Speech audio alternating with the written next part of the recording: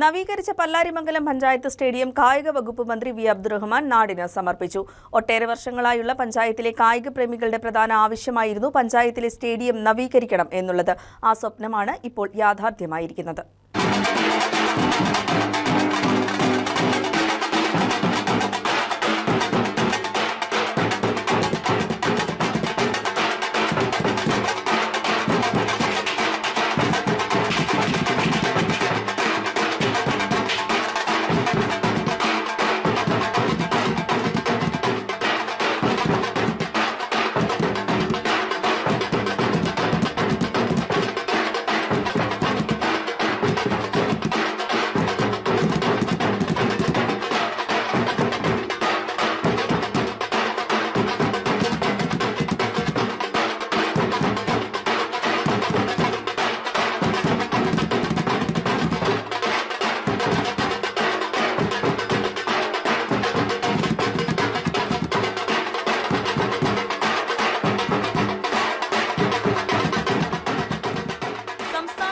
അനുവദിച്ച 1 കോടി രൂപ ചെലവഴിച്ചാണ് പല്ലാരിമംഗലം പഞ്ചായത്ത് സ്റ്റേഡിയത്തിന്റെ നവീകരണ പ്രവർത്തനങ്ങൾ പൂർത്തീകരിച്ചത്. ഐക്യ കേരളത്തിന്റെ ആദ്യത്തെ മുഖ്യമന്ത്രി EMSന്റെ നാമധേയത്തിലുള്ള പല്ലാരിമംഗലം ഗ്രാമപഞ്ചായത്ത് സ്റ്റേഡിയം യുവജനകാര്യ കായിക വകുപ്പ് മന്ത്രി വി അബ്ദുറഹ്മാൻ ഉദ്ഘാടനം ചെയ്തു.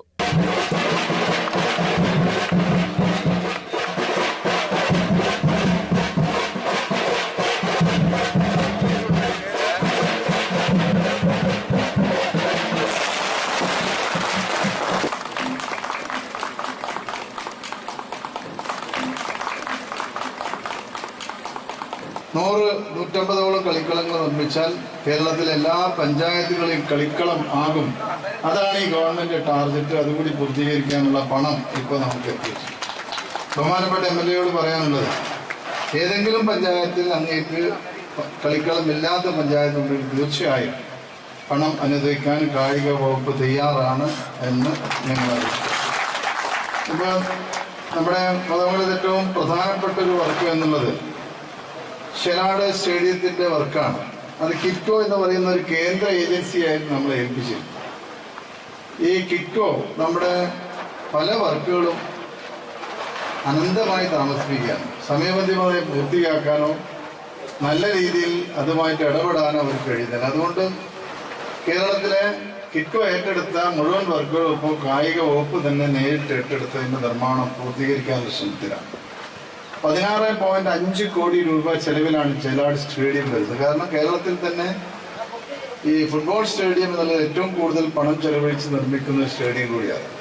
അപ്പൊ നിർബന്ധമായും ഈ ഒരു വർഷത്തിനുള്ളിൽ അതിന്റെ പണി പൂർത്തീകരിക്കണം എന്നുള്ള നിർബന്ധം കായിക വകുപ്പിനുണ്ട്.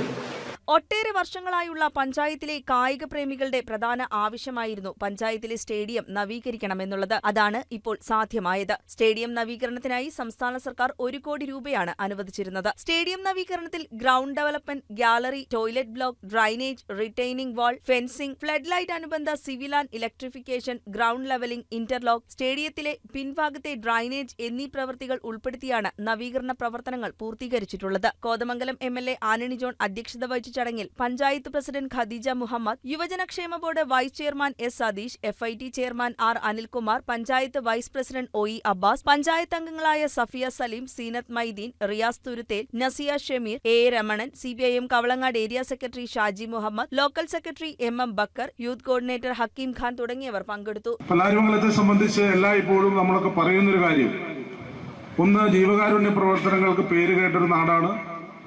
അതോടൊപ്പം തന്നെ പ്രത്യേകിച്ച് സ്പോർട്സിന് വലിയ ഒരു പിന്തുണയും പ്രോത്സാഹനവും കൊടുക്കുന്ന പ്രദേശമാണ്.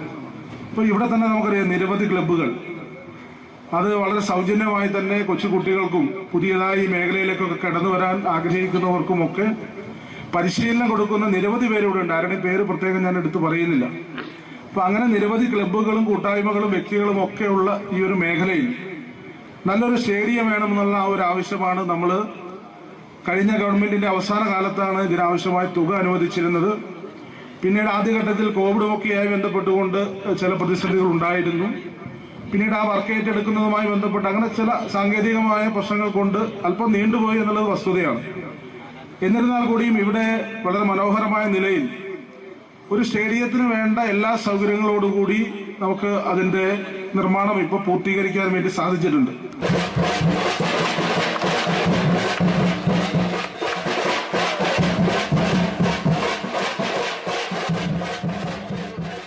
Mohandas, KCV news.